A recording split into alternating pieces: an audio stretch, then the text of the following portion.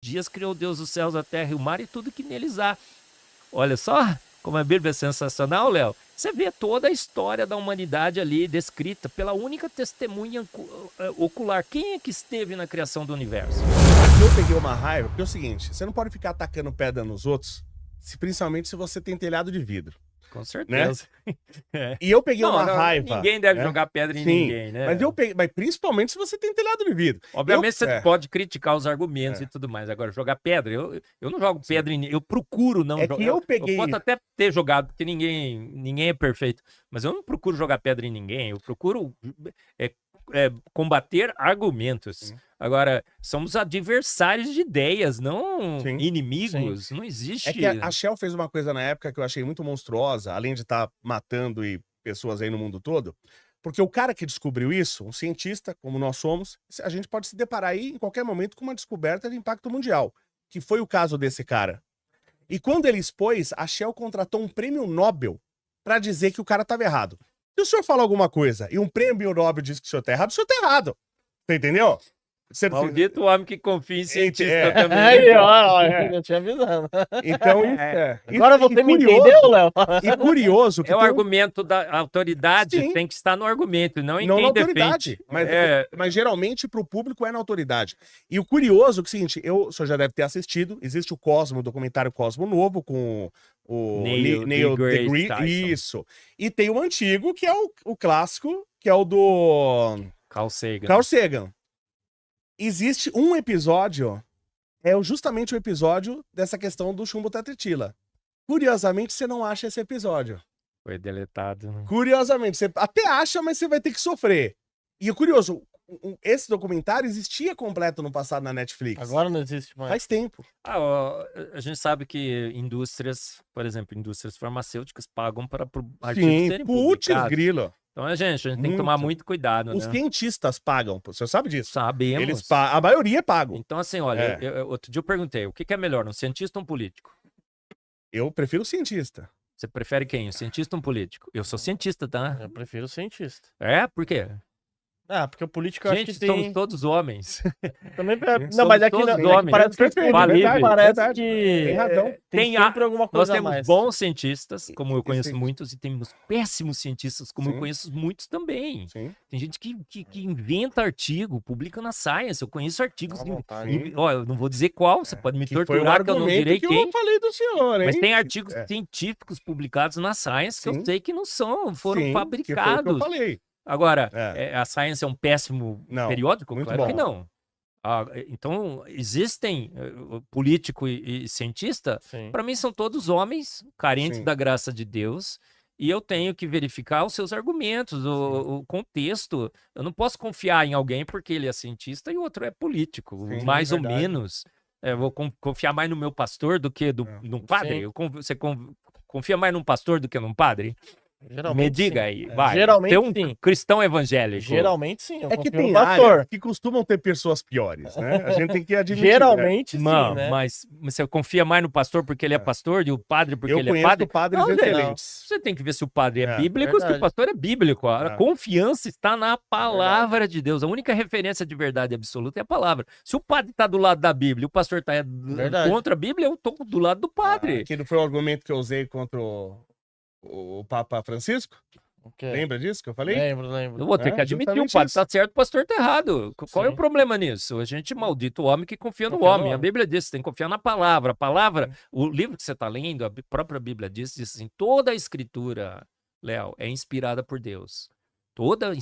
E é digna de toda confiança, útil para o ensino. Olha, ali está a nossa verdade absoluta, porque ciência, daqui 100 anos o que acontecerá com todos os livros de ciência na Terra? Então, mas o senhor concorda que nem tudo que é inspirado por Deus é bom para aquele momento?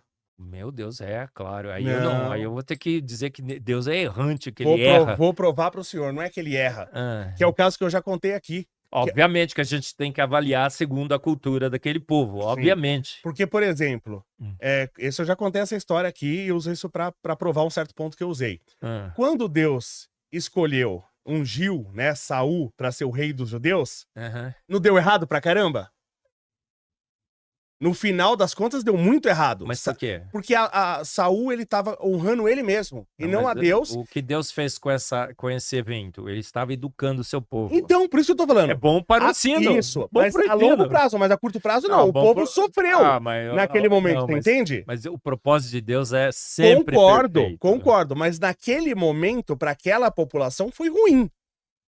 Saul como rei, em certo momento. No começo ele foi bom. No mundo tereis aflições, mas sim, bom ânimo, vence o mundo. Igual, gente, a gente tá com um governo que não é legal agora no Brasil aqui. Você tá com problema, sente dor, certo? Uma dor, assim, pedra no rim. Sim. Sente dor, certo? Sim. A dor é ruim? A dor não, ela a dor é uma bênção, então a dor, muitas vezes, Deus nos faz sofrer para nos ensinar. Isso, tá no treinamento. É isso. Aqui é um exército. A gente às vezes é uma coisa ruim para aquele momento, mas vai passar uma lição para depois. Aí nós concordamos mais uma vez, 100%. Duas vezes concordamos 100%, gente. Eu não estou lendo a Bíblia, eu estou estudando a Bíblia. Amém. Galera que tá acompanhando a gente. Deixa eu só falar, sabe como que você deve estudar a Bíblia? A Bíblia se estuda pela Bíblia. Você tem que se despedir de todos os seus preconceitos e pré-definições. Foi assim que eu aprendi com a minha professoria da IBD. Você tem que deixar a Bíblia falar. Você não pode interpretá-la, tá bom?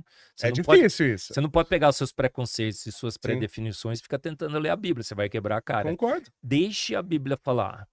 Ela falará. Ela é clara, necessária, suficiente, inerrante e autoridade final. Se você não entender alguma coisa, continue lendo a Bíblia. A Bíblia explica a Bíblia, concordo. Certo? É que eu interpreto... Se você tiver ainda problemas, você pode pedir auxílio do Espírito Santo de Deus. É o único que pode nos auxiliar a ler a Bíblia. O Espírito Santo de Deus fala, Senhor, não estou entendendo, preciso de ajuda, manda seu Espírito. E ele te instruirá. A Bíblia diz...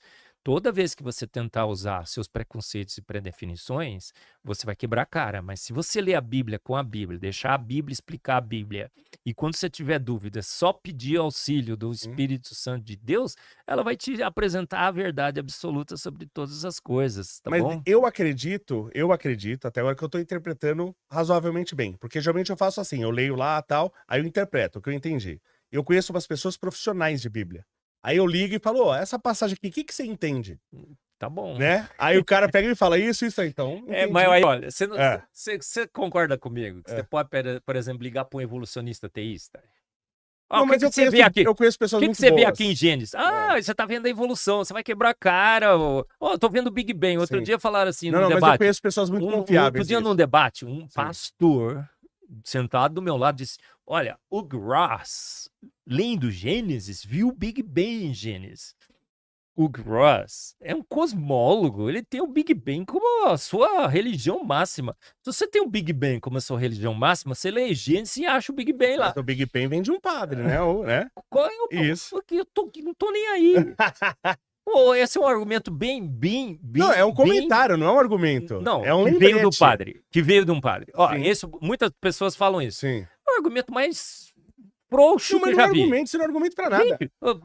Tanto isso faz. Não é argumento pode pra ter sido absolutamente padre, nada. O cara pode ter sido espírita, pode ser católico, protestante, tô nem aí. Eu quero saber ele não do pode argumento. Ter visto na Bíblia? Não, de jeito nenhum. O Big Bang não tá na Bíblia. Salmos 33:9, lê lá. Porque ele falou e tudo se fez. Ele ordenou e de pronto tudo foi criado. Salmos 33:6. Pela fé entendemos que pela palavra de Deus os mundos foram criados. Ele soprou o universo com o sopro de sua boca. Gênesis 1 diz, no princípio criou Deus os céus e a terra. Jesus, quando questionado sobre o casamento, disse, não tendes lido, Léo, que desde o princípio, a palavra princípio que Jesus falou em aramaico, foi escrito em grego e foi usado em grego para Gênesis 1 é a mesma. Então é o princípio de Gênesis. Sim. Não tendes lido que desde o princípio eu os fiz homem e mulher? Então, junto os dois versículos de Mateus e de Gênesis, no princípio criou Deus os céus, a terra e o homem e a mulher. Então acabou, você já sabe lá claramente que desde o início os céus e a Terra foram feitos. Então o Big Bang não tem chance, porque 9,3 bilhões de anos para a Terra aparecer no Big Bang. E o homem e a mulher foram colocados desde o princípio na Terra. Em 6 dias criou Deus os céus, a terra e o mar e tudo que neles há. Olha só, como a Bíblia é sensacional, Léo, você vê toda a história da humanidade ali descrita pela única testemunha ocular. Quem é que esteve na criação do universo? Só Deus. E Deus mandou escrever no seu livro, falou, toda a escritura é inspirada por Deus e útil para o ensino. No princípio, criou Deus os céus e a terra. Em 6 dias criou Deus os céus e a terra. No 7º, ele descansou. É um descanso, ele estabeleceu a semana, inclusive. Como é que pode ser eras, né? Porque tem evolucionista tenista que vai tentar te convencer que são eras. Então, eu não ligaria para ninguém. Não, mas não é o caso. Não liga, são pessoas bem capacitadas. Não liga, Léo. Ó, nem para mim você liga. Nem para mim. Olha que eu sei pra caramba, hein?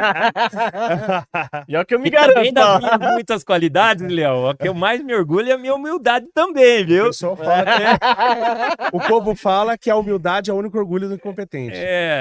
Olha, eu tinha um problema. Sabe qual é o meu problema? Eu tinha baixa estima. Um problema seríssimo. Me tratei, gente, com a psicóloga sarado. Me eliminei.